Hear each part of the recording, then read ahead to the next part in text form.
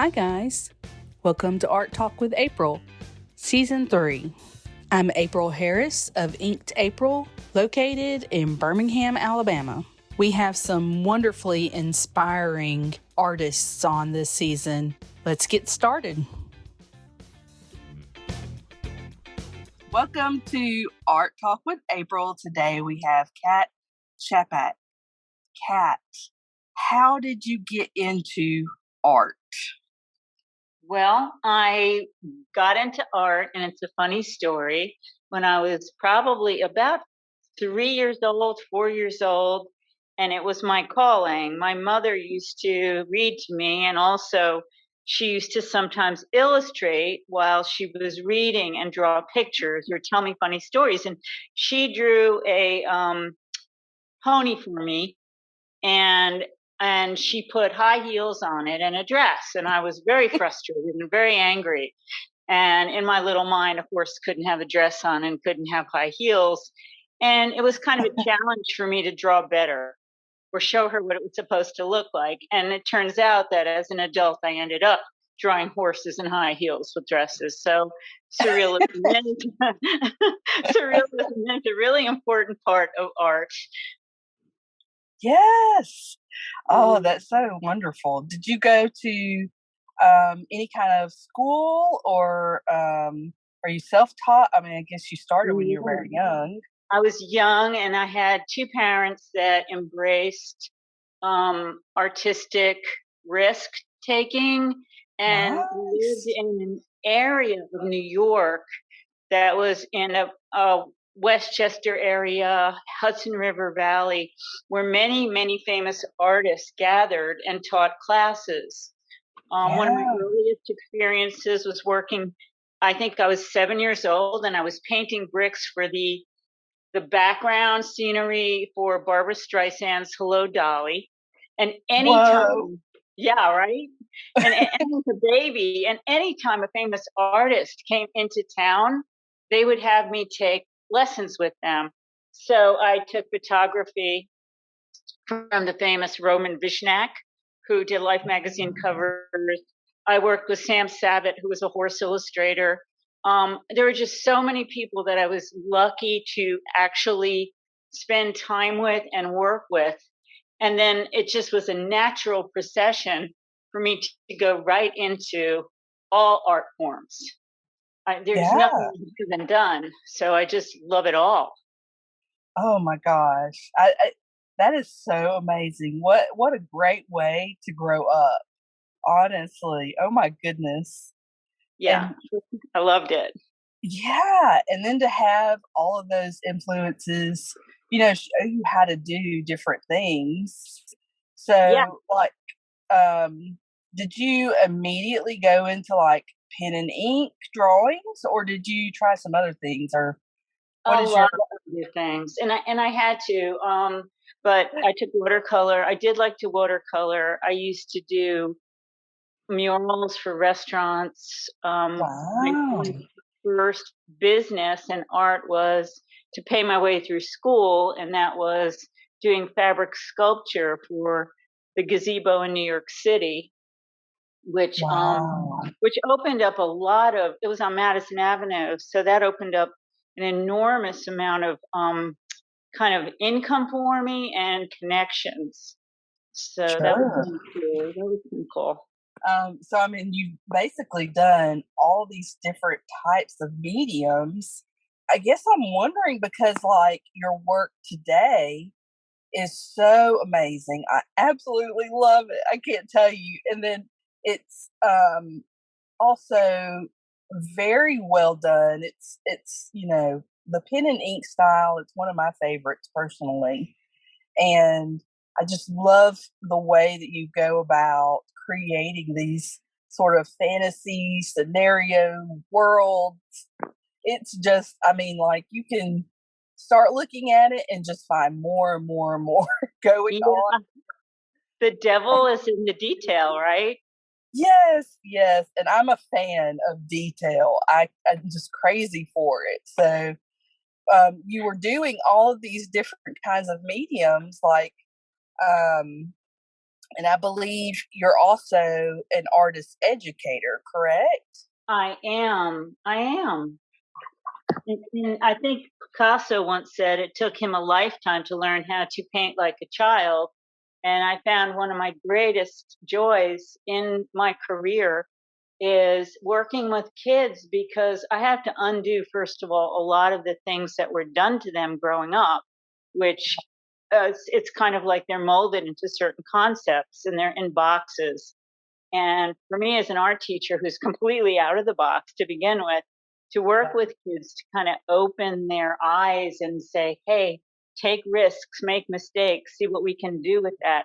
That's really, really important for children. Developmentally, it's really important to give them that freedom and not to be judged on how well they make art, but to not judge them at all and have them immerse themselves in the whole creativity aspect of it. Yes. I absolutely agree with you. I feel like for me personally, art is such a human thing to do. And it shouldn't be just one, there's not just one way, there's not just one correct way to make art. And the actual act of making art and learning and going through kind of like the struggles and then overcoming that and keep going, it teaches resilience and It does. adaptability. It And does. And there's kind of I'd like to say a juxtaposed stance on that. If you talk about putting art into a system that is judged by how you walk and how you talk and how you march, like the education system, it creates, it's like different than anything else you get in school. It's a place where you get to make up the story. yeah, So and regular school is not. There are certain things you have to meet. I mean, you do with the state standards and certain stipulations as an art teacher you have to meet, but it's very different than the other parts of school. It's a very different animal, that yeah. creativity part. I just love it. I like being that person that the kids can go to, you know, feel what they need to feel. It's kind of fun. I really love it. And just, being able to be around like groups of kids that are, they're just so creative. I mean, especially if they haven't gotten to a place where someone has told them what's not okay, you know? Like the younger Yeah. they are and the less experienced they are, the more creative they actually are. Whereas, like, if they've had art classes previously and they've been told something, they've been steered in a certain direction. Yeah. Oh, yeah. Absolutely. Absolutely. And also the fact that I know so many different mediums and so many styles of art, and I can do anything with them, from showing them how to use a router and etching glass and using, uh, wool and roving and doing a mural. Since I've done so many things, I kind of have the ability to have a really full art studio at school. In a school, they walk in and they don't get taught. I ask them what they've seen on Instagram, what they've seen on TikTok, what do they want to make, and to make it. So it's totally a studio art atmosphere. And Um, it's my job to keep up with each kid. If I have 20 kids, one of them may be building a sculpture, another one may be felting a fox, oh my and another gosh. student may be doing ancient wire wrapped jewelry. And so you have 20 projects going on at one time, and you're facilitating that, and it's actually an awesome way to teach art, because they Yes. inspire each other. Yeah. Well, let me ask you this. So, one of the things that um, I have taught art in different ways, but not nearly to the extent that you have, I'm sure. But there's that moment where the child doesn't believe in themselves.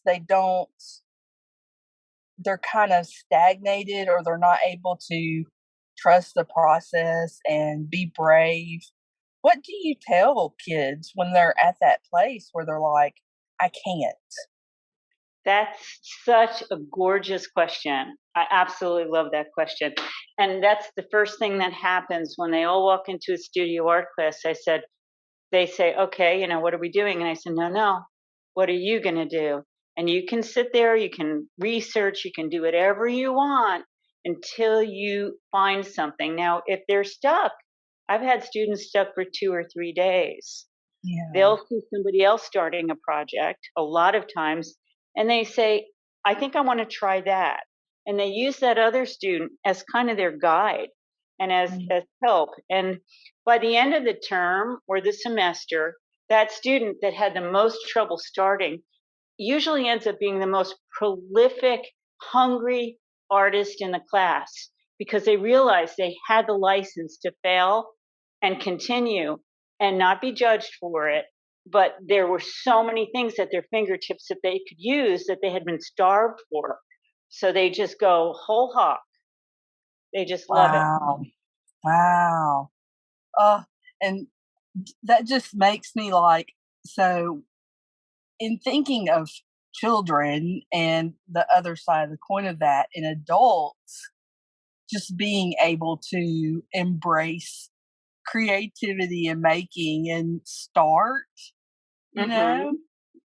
how important that is just to keep trying and to kind of get over that starting line, I guess. And that's so interesting that they sometimes work off of another student to kind of guide them into the process. Yes, yeah.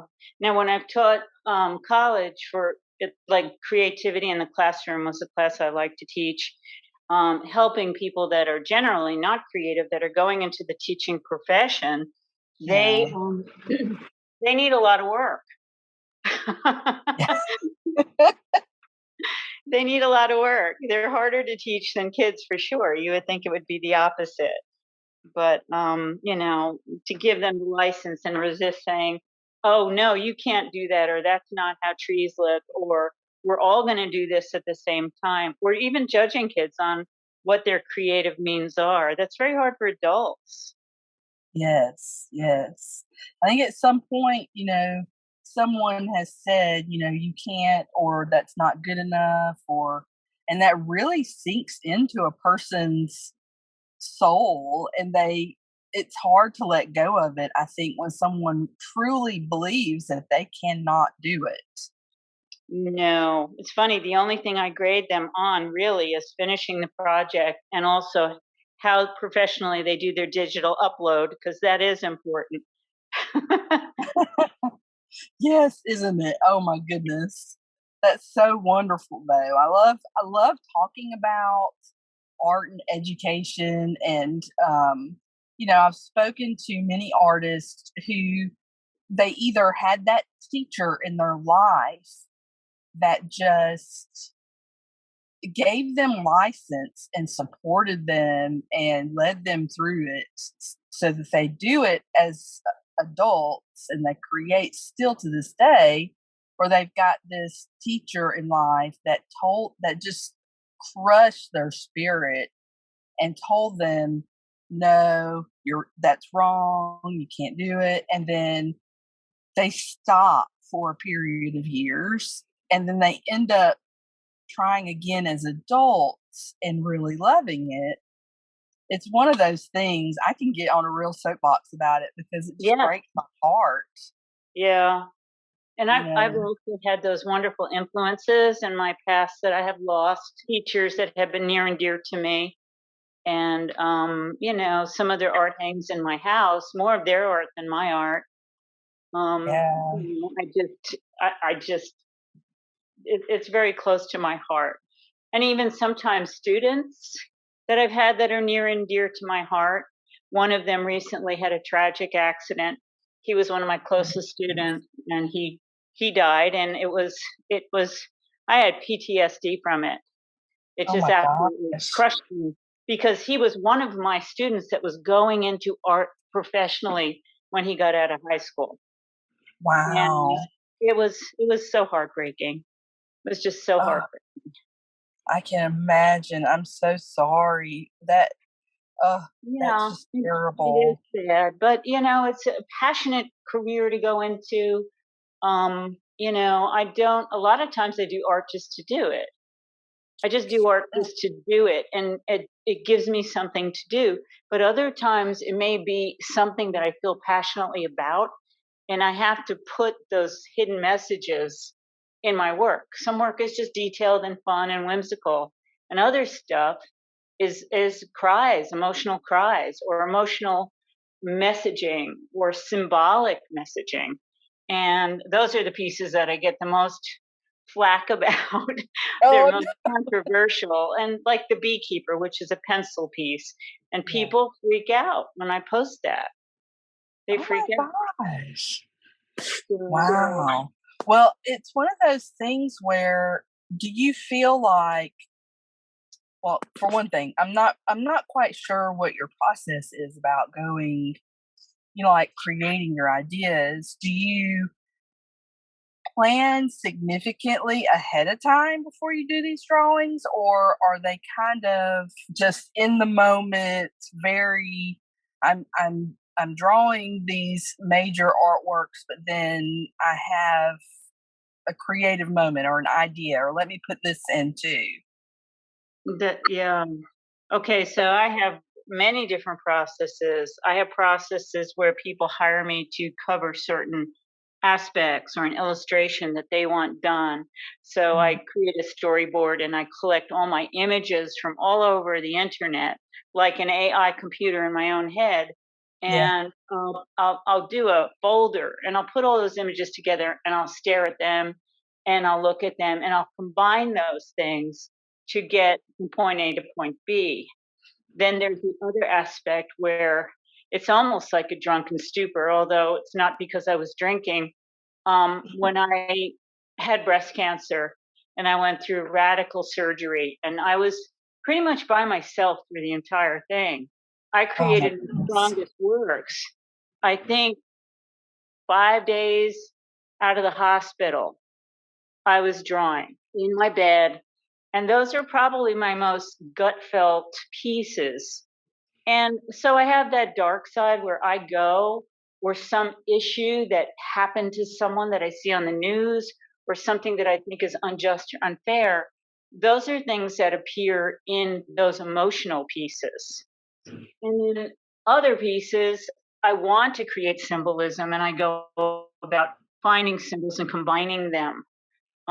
That piece would be, I'm just thinking things that might have Norse mythology or Yeah. something. Yeah, so you've probably seen a couple of my pieces that will, bring that to mind. And they're just like, they're well done as far as detailed, but they also are simply just symbolism. They simply are symbolism. And Um, yeah, that's it. I love ink because that's what I can afford. And yeah. I kind of, when you're a starving artist, yes, I'm a teacher, but teachers in Georgia are not the highest paid career Tell me in the about it. city. And so I come home from work at night. This is a process thing for me. And some nights I collapse. Other nights I drink a cup of espresso after work, or 2 cups of espresso, and I have to force myself to put 4 to 6 hours a night after work into drawing. Otherwise, I have nothing turned out. Nothing. Yeah. Over the past 2 weeks, you've seen nothing from me. But I did complete 3 entries for the high art competition this year instead of 1, and I did get chosen for the top 150, which was a Yeah. big deal because it's worldwide and there are thousands and thousands and thousands of entries and they're gorgeous. But that was an illustration that I had to actually work on. So I've turned out 3 last month and I got fried out. Oh gosh.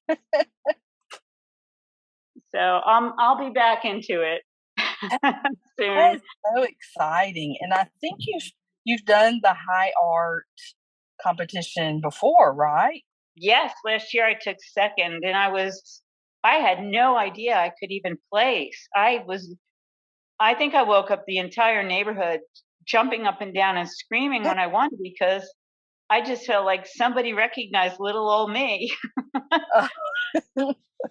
Oh, that's so amazing. I mean, that's and I feel like, you've been, like, represented. You've been, like, in, I wanna say, shared by, like, Beautiful Yeah. Bazaar, Yes. and, did you have, a post in or something on high fructose? I did. My kilowatt birds were on high fructose, and I sell a Oh, lot of yeah. those prints. That particular piece is so whimsical, and it really is. I would like to actually make toys out of those birds or do more with them. I have three pieces of Wow. those crazy birds, and they have Bakelite faces that are the old electrical receptacles. And High Yeah, Fructose did that. That was kind of a really great hit for me, and I have to thank High Fructose Magazine specifically for posting that because it really helped me get noticed, just so that people actually followed me. And yeah, that was a great help. I don't sell a lot of art. I mostly just do it for my own pleasure, but that was a great one. I'm trying to think. Yes, yeah. Beautiful Bazaar. Yes, Beautiful Bazaar.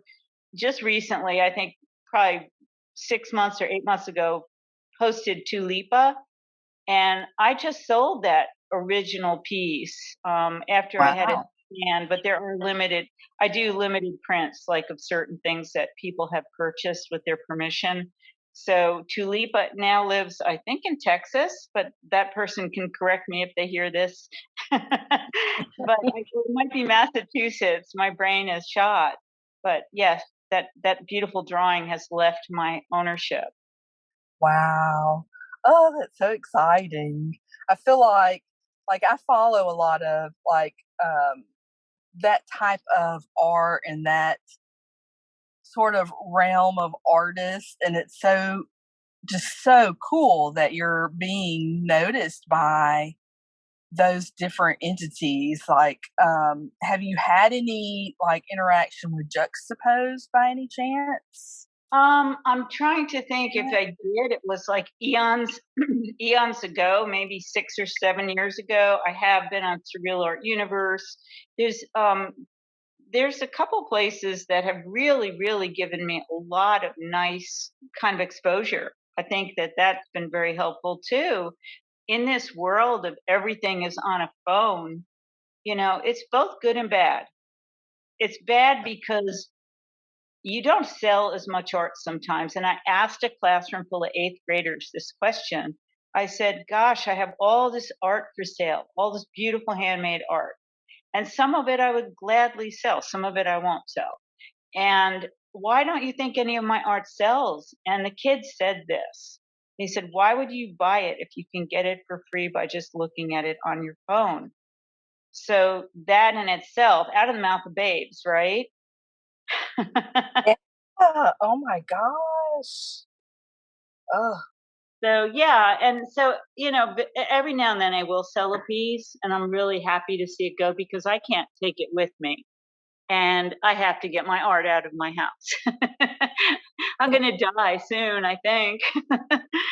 So yeah, Well, it's you should like have look at me giving you tips. I like tips. You I have a you tip should jar. have like like a put on an exhibit or something, or a something that you put on, or Yeah, I plan on it. I plan on hopefully when I retire, I'll have a big enough body of work to just go around and make prints of things and sell things. But being a teacher, you don't have any time to do this. Even on mm, a holiday, which is like a week, there's no way to get things organized so they just fall on that particular holiday. So it makes it difficult for artists that don't use art as a full-time career to be as flexible as they would like to be because sure. those people that have either a spouse or someone to support them or a significant other have a little bit more flexibility. They can pack up a van and do a show. They can do art full time. So that does make a difference. And it's something to think about. You know, if you go into art as a career, there are career choices that you have to make. And being a starving artist is nothing anybody needs to be doing. Sure, sure. I think that's really interesting. It's going to lead to my next question here. How do you feel about, so I've spoken to different women artists, and they all kind of handle things differently. Some, they have a full-time career, their day job, and then they're artists in the evening or whatever, or the weekends. And then you have women who've chosen to put their art aside to be a mother, and then attempt to come back, plan to come back to it later or hope to come back to it later. What are your thoughts on that? I was the second person. I was the second person there. I was the person that I put my art aside to the point that I only did art with my children. And for at least 15 years, maybe longer, while my kids were growing Yeah. up, I gave them everything I could. I had a part-time job, but they were they were basically everything. So I didn't touch any form of art for myself. And it wasn't until I'd like to say 8 years ago, maybe 10 years ago. I don't know. I think when I went through some severe trauma, I just snapped back into it. And that was it. I said that was something that I was born to do. Yes, I've been an art teacher for 30 years, but I needed to do my own art. So I did go back into it.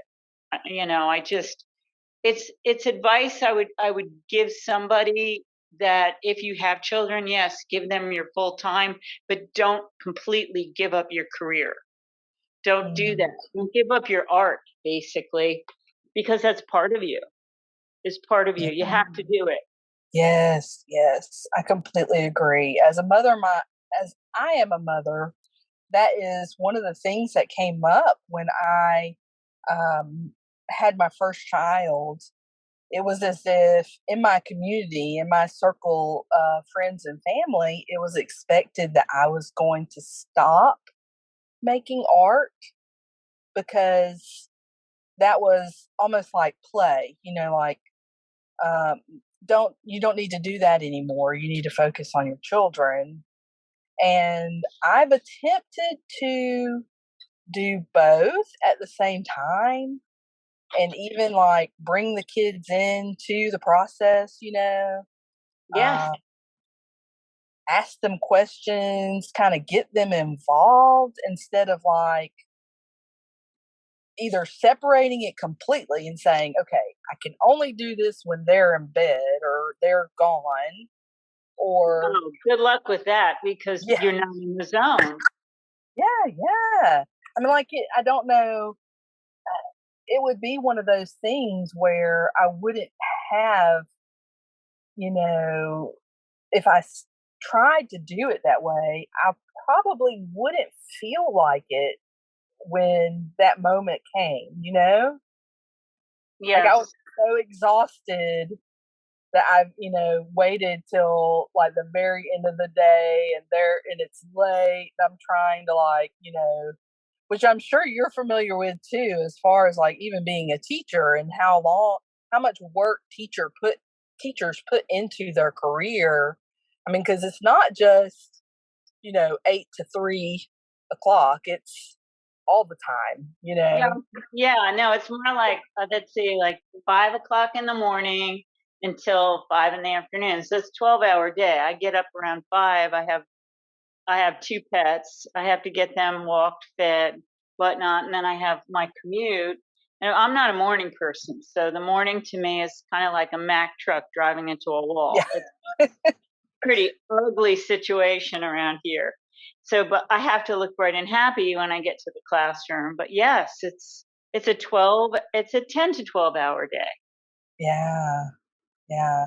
I actually, my mother and her sister they were elementary school teachers in Alabama, and so I remember my own mother being just exhausted, like, but it wasn't like she would come home and it would be done. She had to still kind of grade papers and think about, her lesson plans and what she was going to do next and how she wanted to solve this problem or that problem.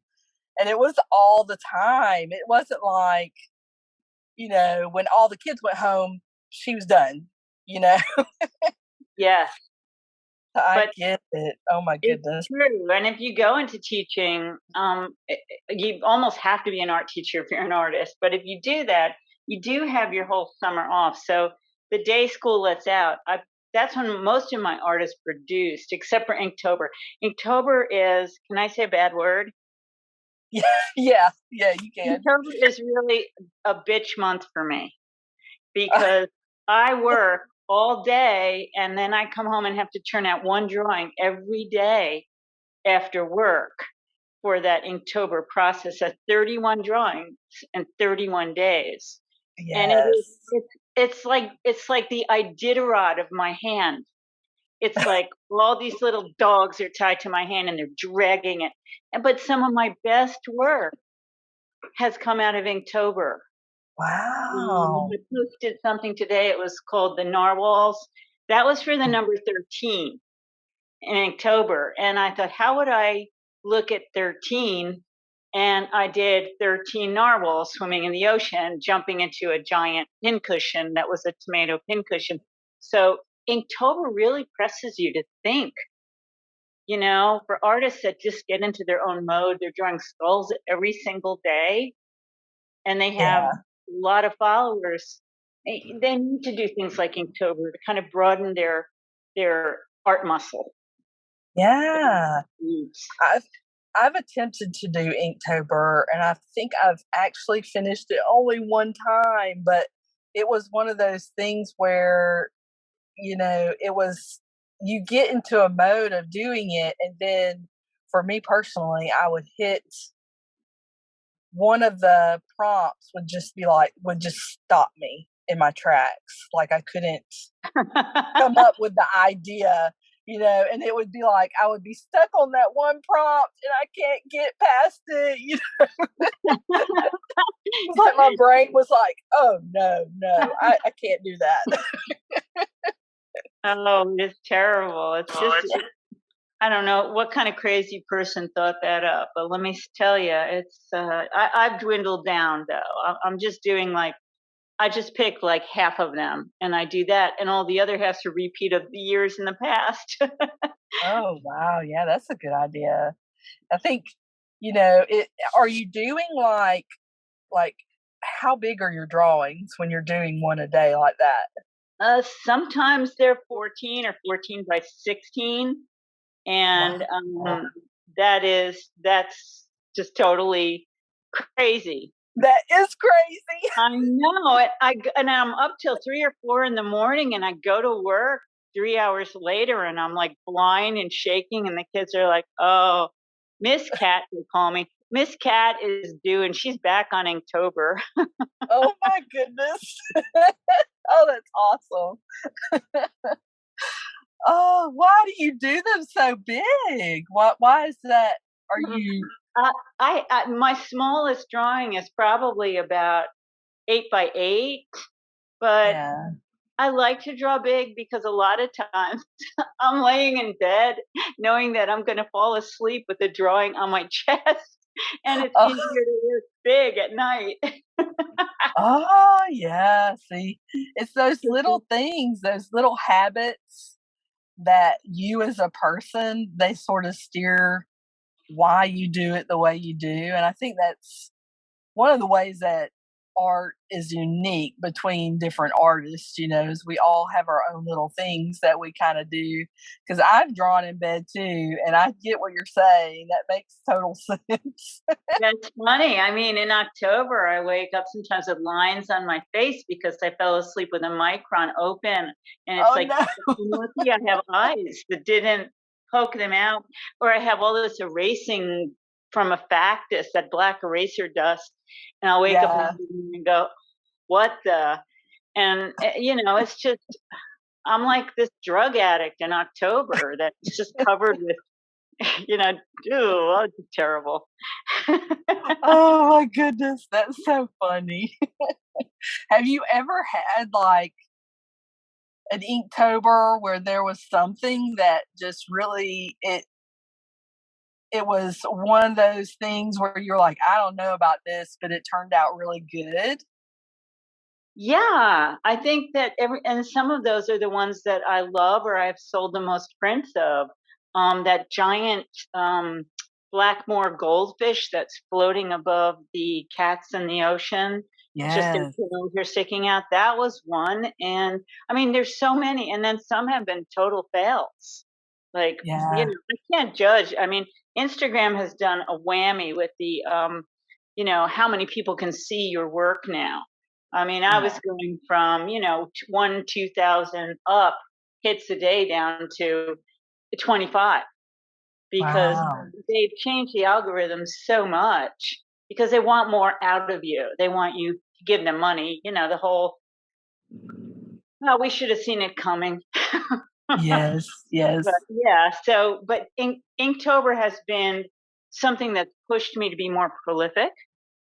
And it's been something that really exercises my imagination and makes me draw things I normally would not draw, which Yeah, is good absolutely. practice.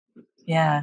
It gives you that, like, that little push to think outside of what you would normally pull into your art, you know?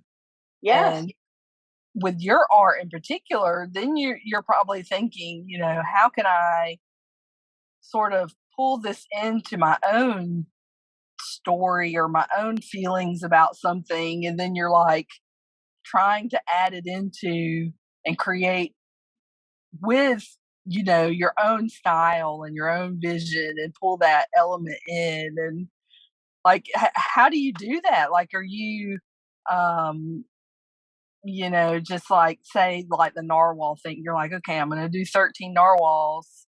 How do you decide to do like a tomato pincushion? Well, when I thought of the number 13 and I thought how many people were going to be thinking on that, and I thought, what is 13? It's a number. It could be a number 13 anything. And I was thinking on the first day of Christmas, like that old song. And then I actually made up a whole new song in my head, and they all had different ocean creatures. And I got to 13, and immediately I thought, narwhals, 13 narwhals swimming. And I started drawing them in the ocean. And I thought, what if, since they have those needles, they're going to jump into a pincushion? And I thought of my mother's tomato pincushion, Yeah. and it just happened. It just happened. And I'm like, that piece looks like an old scrimshaw to me. It has just a really fun look to it. Um, Yeah. I like nautical art. I like things having to do with the ocean. Part of my heart is in New England, and I love lighthouses. The Three Sisters is another nautical piece with those lighthouses looking for their loved ones out in the ocean while they're holding up their dresses. So Yeah. yes, it's just all these things are they just happen. They're supposed to happen, I think. And I think too, like in some of the cases, like when you're drawing, say, a flower or an animal or something, and it just morphs into like almost like you're um, creating a new kind of flower or a new kind of animal, and it's just so interesting, like Yeah. how you decide to change it. I think it's fun to combine imagery. It's great. You can always draw something and get really good at drawing something so it looks like the picture you're taking it from. Yeah, But it's that extra something that I'm always seeing. When I look at something in reality, I always see more than it. I always see more of what it could be or yeah, become, or what I could morph into it and make it even better. Like people would be so much better. For me as an art teacher, I would like to have 8 arms. I would like that. Imagine what I could do as an 8-armed art teacher. I mean, I yeah. think about it. I'll be walking down the hallway in the school, for lunch. And a kid will say, "Oh, do you have a pair of scissors?" I really do have extra arms hidden under my shirt. You would have to. Oh, that's so funny. Do you have like a bit of advice that you would give to, let's say, someone who's really interested in either doing, their art part time or trying to be full time? What would your advice be? I it's such a crazy profession. I've seen some of the best artists that I follow that I'm amazed at their work, absolutely amazed at their work, and they only have 5,000 or 4,000 followers. Yeah. So it would be really hard advice for me to tell somebody, give everything up so you could be an artist. I think you have to go to school, first of all, if you're going to be an artist, at least a little bit to understand the business aspect of it, if that's what you want to do for a career. You have to be affluent in using the Adobe systems. Yeah. I did teach Adobe. I like to work on digital art. I don't have the time it takes. And so the big thing right now for artists is make sure that it is something that you can actually have some commercial value in, as far as creating, not so you prostitute yourself, so all you're drawing is a certain thing to hit a certain niche, but full enough that you can draw enough things that can get bigger than that niche. That's really important too. Right now with AI, we're all hitting a speed bump, and there's a lot of feelings about it. I see people that can't draw a straight line, and the AI images that they're putting together from stolen images are astounding. Mm. But in the past, is it Peter Mornbracher? He was able to do that with just digital painting, and it's for artists like that come by their craft honestly. That Peter Grick, I think that's another one. Yeah. When they come by that skill that it takes to actually paint and draw with an Adobe system, that's incredible art. But for young artists going out there, they think they're just going to steal everyone else's art and go, wow, they are going to have beautiful images. But ask them to do an illustration and they're going to flatline. So I would just tell people, if it's something you want to do, make sure you have a backup plan, Yeah. find some other means of money. Some people are lucky. They'll do something, they're instantly famous. And Mm. it's terrible to think that your career and your art is a crapshoot. But there's some little thing going around Instagram that it says some artists never will be seen. Their art is absolutely stunning. They put their heart into it, and it's never ever seen. But yet they've still gone through that process. Yeah. So art is a process. It's almost like a spiritual calling. And if you need to do it, you need to do it. I can't Yeah. say you're going to be able to pay your bills, but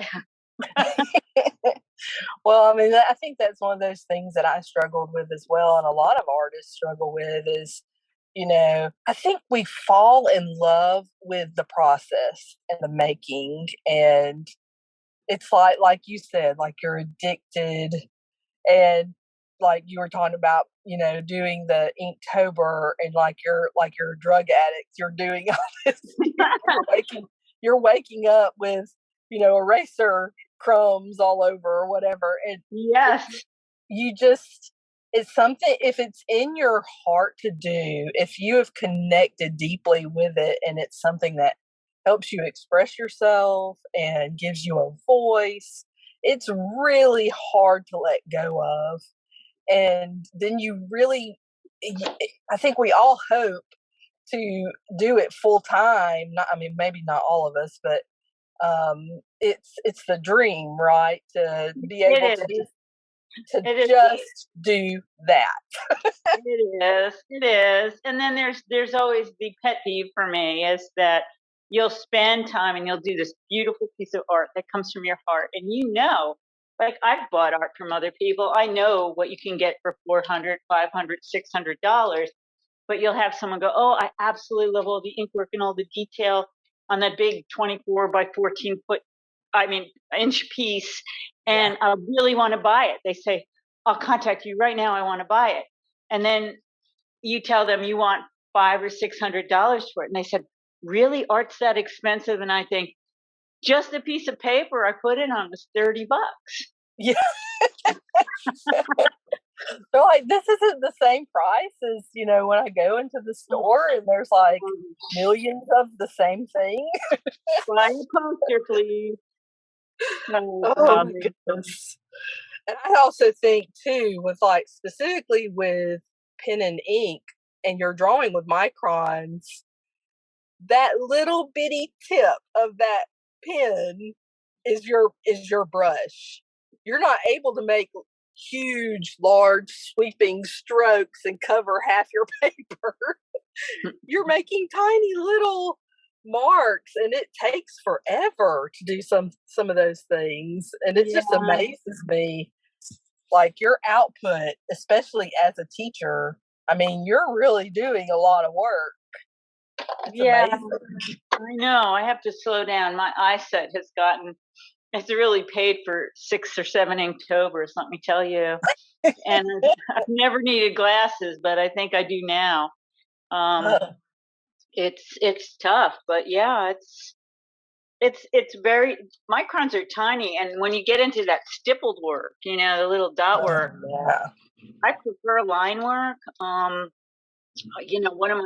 of my favorite artists online, and I have many that I absolutely love. Bill Ross is one. Bill Ross. I have one of his pieces in my bedroom, which I absolutely love. And then LeMay, who's so whimsical and so much fun. But I love their art, their line work, and their ink work. It's amazing. But Bill is probably the most insane stippling artist I've ever looked at. Like when I look at this original in my bedroom, my mind wants to melt. It's just, I don't know how he did it. He's such a craftsman. So yeah, I have my loves of other artists. So it's kind of cool. Yeah. Like who, you mentioned those two artists. Are there any others that are particularly like just so inspiring to you? Chris von Ellsberg is one. Oh, yeah. Absolutely love his illustrations. I really love book illustrations.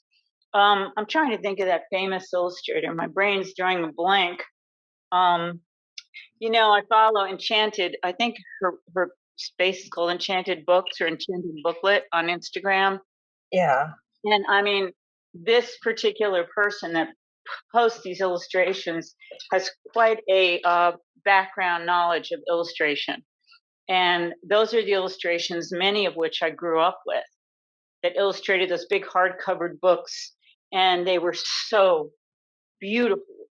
And so most of the things she posted are things that have inspired me as a child, which is kind of interesting. But yeah, there's a lot of people out there, and I think with the internet, your mind just kind of gets with all your favorites. It's like, oh, I love that, I love that, I love that. I'm trying to think now. Is there a piece of mine that you particularly like more than any others? I do. I really love the one that I want to say. I can't remember the name of it. You may not have it. But it's like of the woman's uterus, and I think that's one of the ones that was The Last Egg. Yes, The Last Egg. I love that. Yeah. Oh my gosh. I did that when I had my last egg, and I was very emotionally distraught. And I just thought of how that feels for every woman that goes through that, to be, at the bottom of your life and starting to fade back to dust and to what we were. I think someone said we're made of stardust. Yeah. And just that last egg being what what made you a woman. Because, Yeah. a woman is, there's a whole definition of, I see women as being all sorts of things. And an egg doesn't really define, or having ovaries or uterus doesn't define whether you're a woman or not. Yeah. But when you are born a woman and you have that last egg, it's significant. It's significant. Yeah. Probably, it could be said, it could be significant for anything that's the last of. For me, the last chocolate in the box kind of has that same power. Like, oh no. No, Trader Joe's, go, go, Yeah. go. Oh, that's so wonderful. Yeah, that one really spoke to me. I don't, it was one of those things where, and I'm, like I am older and I'm kind of going into, like I'm mid 40s. You're So a I'm in baby. that, I know, I'm I'm in this middle place where I'm like, oh, it's like the beginnings of being older and kind of accepting, okay, this is happening. It's gonna be okay. Yeah. Yeah. I don't know. I think women's rights mean a lot to me, and I Sure. won't get into any of that. But a lot of my pieces, I would say 1 in 10, if not 2 in 10 of my pieces, have to do with social injustice, having to do with people having rights. Yeah, yeah. I think that's really, really important. Well, thank you so much, Kat, for talking to me today. I have really enjoyed it. I'm honored, and it was a pleasure. It was an absolute pleasure. Thank you so much for listening to this episode of Art Talk with April. For more information on this episode, join the Facebook group, The Art Lounge. Please subscribe and share. See you next Tuesday. Hope you have a great week.